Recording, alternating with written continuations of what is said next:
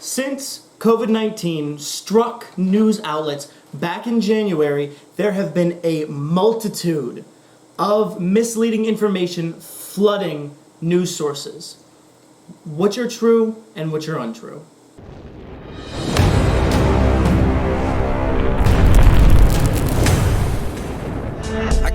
You've been down on your luck, lost to drive in the ride, you was settling up. And I remember when mom used to pep me at lunch. The preparation made me ask, am I having enough? Cause when you ask, now you have not. Scooters on the back block, feeling scrape my knee, I left my ego on the blacktop. And honestly, it never damaged my practice. See, my faith had been the fuel to truly keep me alive. Through the dark days, hard times, dealing with some issues I was scared to admit. I pretend they wasn't there and said they failed to exist until it all hit the fan. And there I am. Guys, real quick, if you are enjoying the content that we are putting out, go ahead, click that subscribe button and those bell icons. Don't forget to leave a like on this video. Let's dive in. Now, what is misinformation?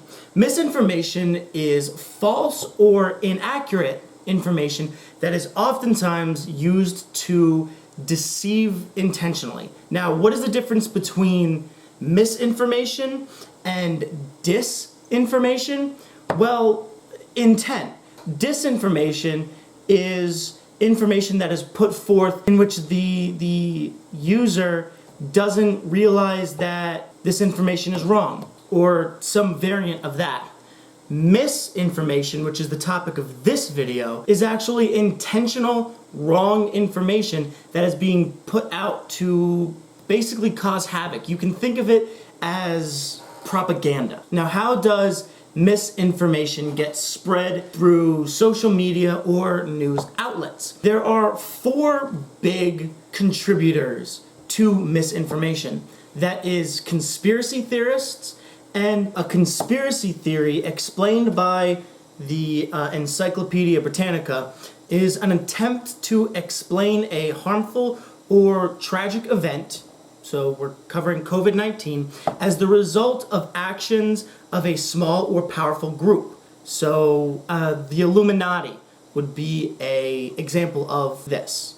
Back in early May, there was a video that came out that contained a bunch of misinformation about coronavirus. And it was a ploy to basically get a whole bunch of conspiracy theorists talking, and it was to target and manipulate the emotions of the people watching it. So none of the information was actually true. It was targeted to make people emotional and manipulate how these people were thinking. Now, scammers are relatively simple. They use targeted ads to spark panic in certain populations. So recently, Facebook has decided to ban all scams from their platform. So basically the scams that you were seeing were ads on your Facebook page to make you click to that to spark panic and insert misleading information into social media. Now, politics, like I said in one of my other videos, I don't really want to get into politics, but it basically boils down to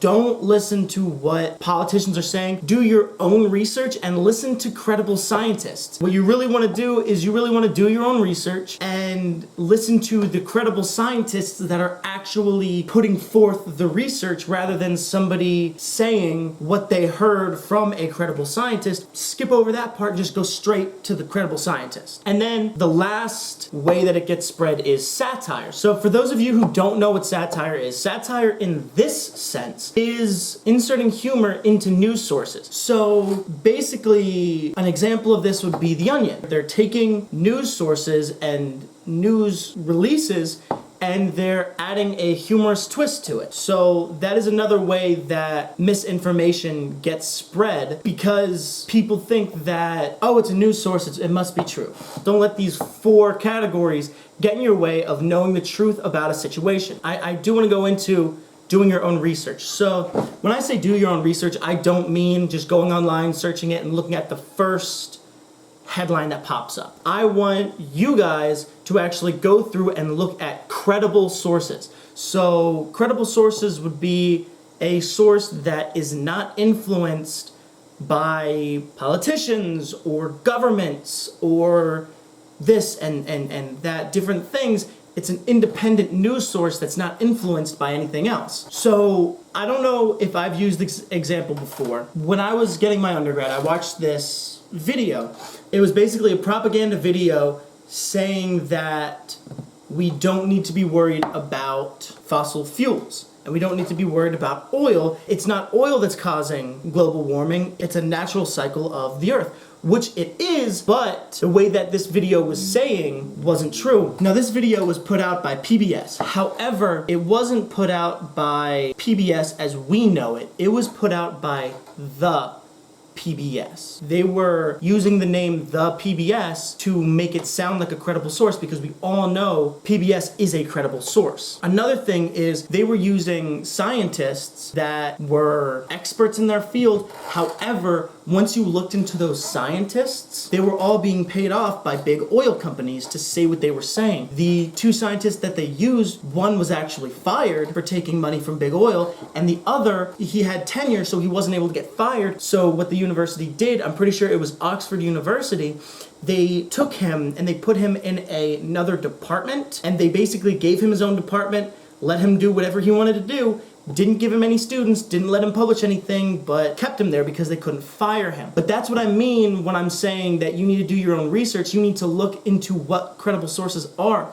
Because if my class hadn't have looked into that, we wouldn't have known that these scientists that were talking to us were taking money from big oil companies to put out misinformation into the world. Now, what do we do about stopping this misinformation coming in? There's a few ways you can do it, but there's only 3 ways that I've seen that work the best. So the first one is avoid repeating any misinformation, because if you're repeating it, you're just building the fire. You're throwing wood on the fire that's already raging. Why would you do that if you could not share it or not repeat it? Because like I said, if you're doing that, you're just making the issue worse, especially if you already know that it's misinformation. You need to choose wise sources, and this goes back into the credible source aspect, because if you're not using credible sources, you're most likely going to be looking at misinformation if you're not using credible sources. If it's not coming from scientists directly,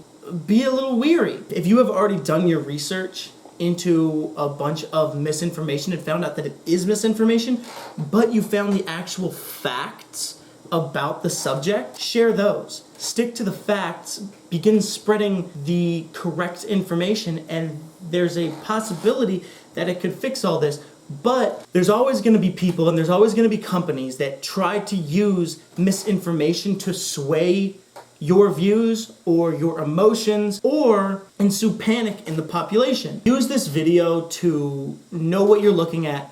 Do your own research. Don't listen to uncredible sources. Listen to the credible ones. No, I'm not down, no, I'm not out. If I got a voice, they gon' hear me shout. I can make my own choice. Next time we're going to be looking at the US compared to the world.